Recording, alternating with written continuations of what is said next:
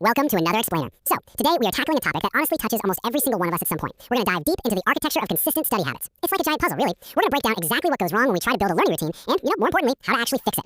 3. Just 3 days. I mean, it's an incredibly small window, right?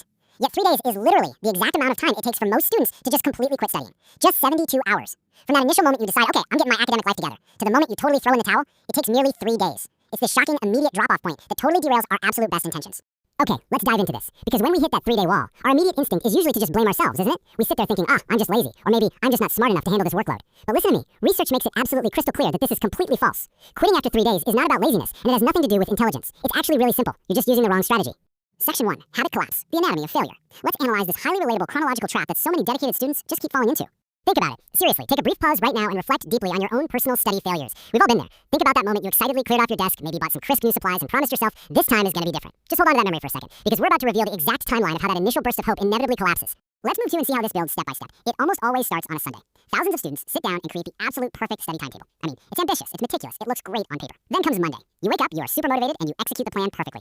Tuesday rolls around, and hey, you're still going strong. The momentum is totally carrying you. But then comes Wednesday. By Wednesday, everything just falls apart. The alarm goes off, the textbook looks incredibly unappealing, your ambitious schedule suddenly feels completely impossible, and the whole habit just completely crumbles.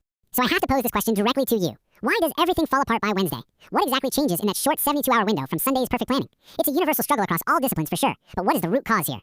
That brings us to Section 2, the motivation trap, the enemy of consistency. The primary antagonist of our story and the answer to our Wednesday collapse lies right here. Motivation is a trap. Now, what's really interesting about this slide is how it completely shatters our core assumptions. We're constantly told, find your motivation, or you gotta stay motivated if you want to succeed. But relying on that fleeting feeling is exactly why your engine stalls out on day 3.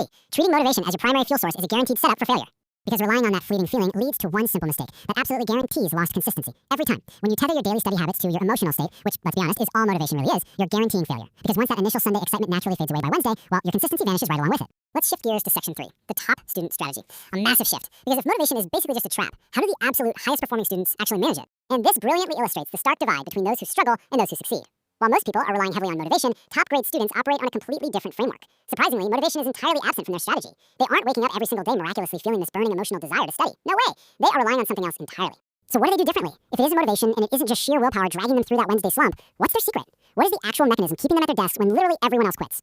So the crucial point is, there is an exact method, a specific framework that completely bypasses the need to actually feel like doing the work. You have to move beyond the myth of motivation and build systems for learning. And once you understand this exact method, you will never look at studying the same way again, ever.